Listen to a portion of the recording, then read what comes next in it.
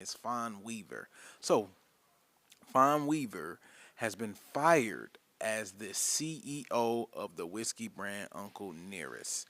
Now, if you guys have been living under a rock, you know Fawn Weaver has been in a lot of legal troubles dealing with this brand. It started as a loan, and then apparently the loan that they got, the CEO that they currently had started fudging some numbers and got them a bigger loan and a larger line of credit, which will allow them to build this huge facility. And they went on this big PR run. But apparently, the CFO was lying. Fawn Weaver was overlooking some of the things that the CFO was talking about to get these loans. She wasn't doing her job as a leader, and it landed them into court with this big credit union, Farm Mid America, who sued them for $108 million plus interest that is occurring while this is going on. So Fawn Weaver and her husband has been fired. You know, she's been fired from the whiskey brand as the CEO. Now her husband is kind of murky, right? Because there's reports saying he's actually not an employee. He just was in leadership. He just was a large shareholder, and he's Fawn Weaver's husband. So I don't really know how that rocks. I mean, a lot of people looked at him as the COO, but then he's not technically an employee, so we don't really know what's going on there.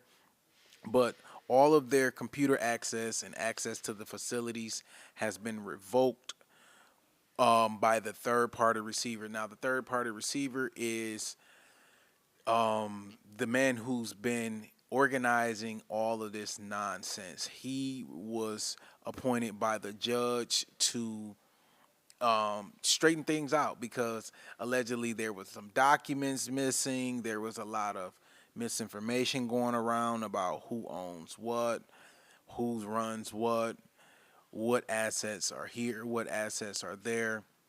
A lot of paperwork moved around. Like, for example, Fawn Weaver, in our last video, we talked about how she essentially lied to Jay Z's venture capital firm, saying they were giving a loan to Uncle Nearest, but then the loan actually went to her company, which holds her shares, and she moved the money from the company to her company.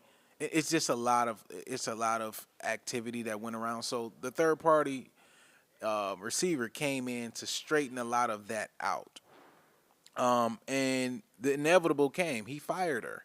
So they was all the access was revoked, and it's a very unfortunate situation because a lot of people look at this and what happened to a lot of people look at this and what happened to the company and say, "Oh, it's racism."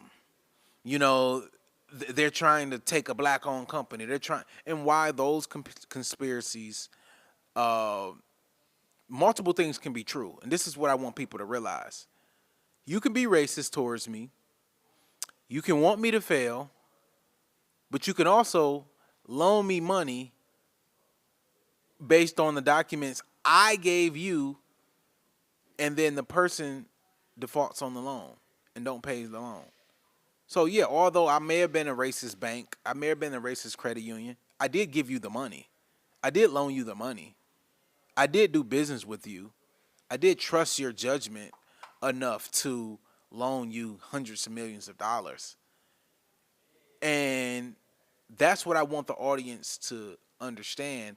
Multiple things can be true. We know America is racist. We know corporate America is racist. We know banks are racist. We know insurance companies, venture capitalists. All of these things can be true, but you also can look yourself in the mirror and say, I mishandled this. I have not heard Fawn Weaver, and maybe this is something I missed. I have not heard her say, I had a misstep in this. I had a lack of judgment. I didn't, I did something wrong here. I didn't hear it. So if you guys heard it, let me know. But I'm going to read a few more things on this. So Fawn Weaver has been removed as the CEO of Uncle Nearest. Um, The court filings indicate that the receiver, Philip Young Jr., revoked the couple's access because Fawn Weaver, still as the CEO on paper, although she wasn't able to make any executive moves, she still is the face of the brand, and she still was doing a lot of PR damage to the brand. So, for example, she went out and said, "Oh, we're filing for bankruptcy." She didn't have the legal authority to do that. So, a lot of vendors went crazy. "Oh my God, what do you mean we're filing for bankruptcy? We're not getting paid?" So the receiver was brought in to manage some of the finances and things that were going on, so a lot of these vendors and people can get paid. She did a whole press run talking about they're filing for Chapter 11 bankruptcy, caused all the vendors to panic, all the business partners, the employees, the investors. They're getting one message from Fawn Weaver's Instagram account.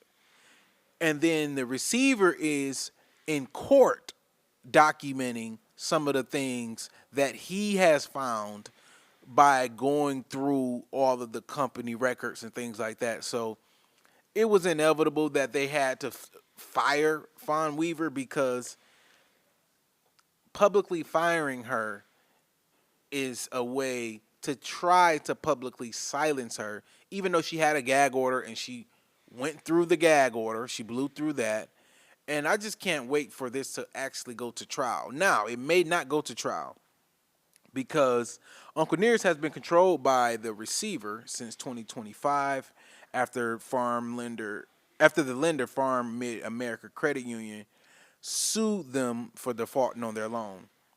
Now, the third-party receiver that was appointed has said that they have received a letter of intent to sell the assets of Uncle Nearest to a anonymous third-party investment company, allegedly led by black people. Now, we don't know if it's black-owned or if it's just black-led. See, people can play very tricky language with PR and social media with words. So let me give you an example. Complex Media, the media company Complex, is like a black targeted brand. They talk about hip hop, they talk about a lot of black issues, a lot of cultural issues, but it's not owned by black people. The Shade Room talks about a lot of black issues, a lot of cultural relevant issues. It is owned by black people. Now, people would say they talk about the same things.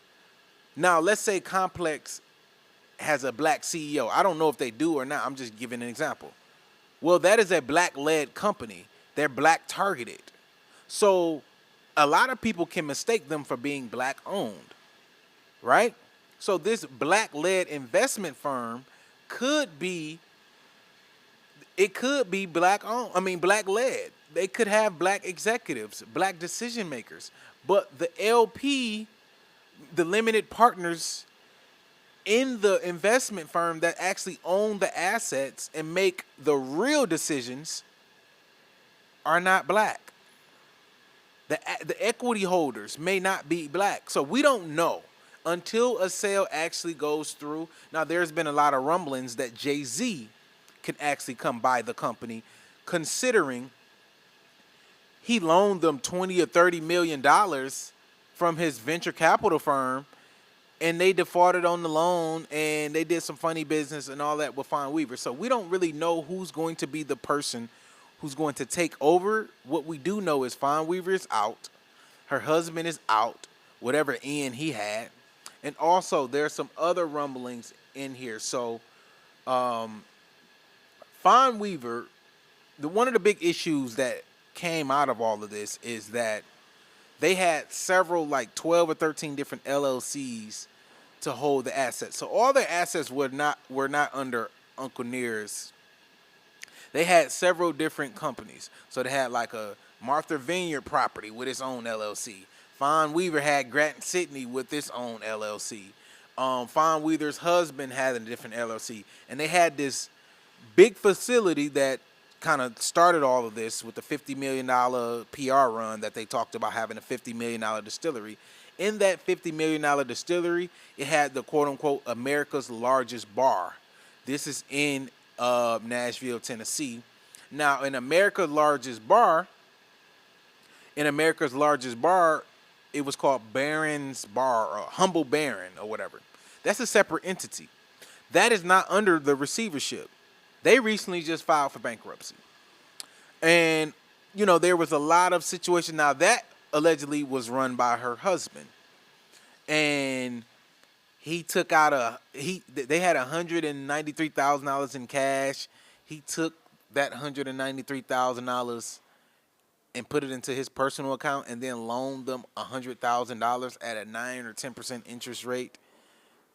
This is just ridiculous. Also, they're being foreclosed on. Well, not foreclosed on. They're being evicted from that property, and the bar is being evicted. So it's several different lawsuits going on. But then you go on Fawn Weaver's Instagram, and she said she was going to do a kind of like a social media detox where she's not talking about the case. She's not talking about anything. She's just solely writing her new book, right? She's good for selling a book.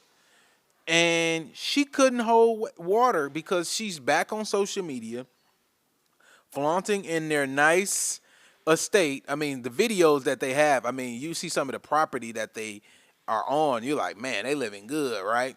So if you're an equity holder and you're a bond holder, if you're an investor, if you're a vendor and you're watching her Instagram, you're getting very mad because they're just living their best life on Instagram. And she apparently was supposed to be going into, solitary and not being on social media and writing this book, but she's back on social media, just doing what Fawn Weaver does, right? PR princess playing the PR game. Now, she's been fired since June 1st, according to the receivership documents that has recently been published. But this just became public like July 7th or 6th or something like that. And obviously, we're just reporting on it now. But she's been gone. Her access has been revoked. And maybe that is why she went on this whole hiatus of, oh, I'm about to go get off social media, because she knew a lot of people were going to start to talk about this. And she's in a very predominantly white industry, the bourbon, the whiskey, the cognac, the spirits industry. And she was a powerhouse in that industry, being one of the only black women and black-owned brands to dominate in that industry. So obviously she's going to get a lot of headlines and she's going to get a lot of attention, which she loves, right? We know this. But this could also be a reason why she actually wanted to go, ghost or whatever and write this book, because she's writing this book. Let's actually see what the name of the book is again. It has something to do with getting hoodwinked and, losing her company. Let's see. Where is the name of the book? Shout out to her, though. She was actually on Shark Tank. So, I mean, I'm talking about PR princess, man. I mean, through the midst of all of this, how you land on Shark Tank? Like, that's crazy to me. I can't find this. Update. Okay, here's her latest post. Update. 324 pages. It's so good. As I'm writing a chapter, I had to go back to this social media post. It took me nearly 2 weeks after the death of George Floyd to speak, and as an African-American leader, a lot of folks were expecting me to speak out immediately. But there was a purpose in my pause, and that purpose reveals an important backstory in my book. I also believe it can provide hope again for many. Okay, so she's not talking about the book. She's kind of talking about why she started the book. Is she going to give me the name of the... I don't have the name of the book. Okay, I don't have the name of the book. One of the books she did have, that's an older book. So she got several different books. Hold on, maybe this is it?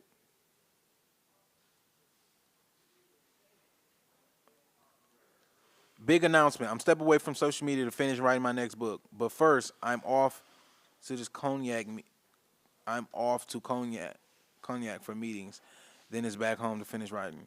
With the first 17 chapters already complete, I'm hopeful the manuscript will be finished and off to the editor soon. When you see me again, it will either be because I popped in on September 5th to say hello for my 50th and leave a word of encouragement, or because the manuscript is finished. First to the other editors. Well, that's not true. She posted that on June 22nd, a few weeks after she got fired. Um, Let me see if I still can't see the name of the book.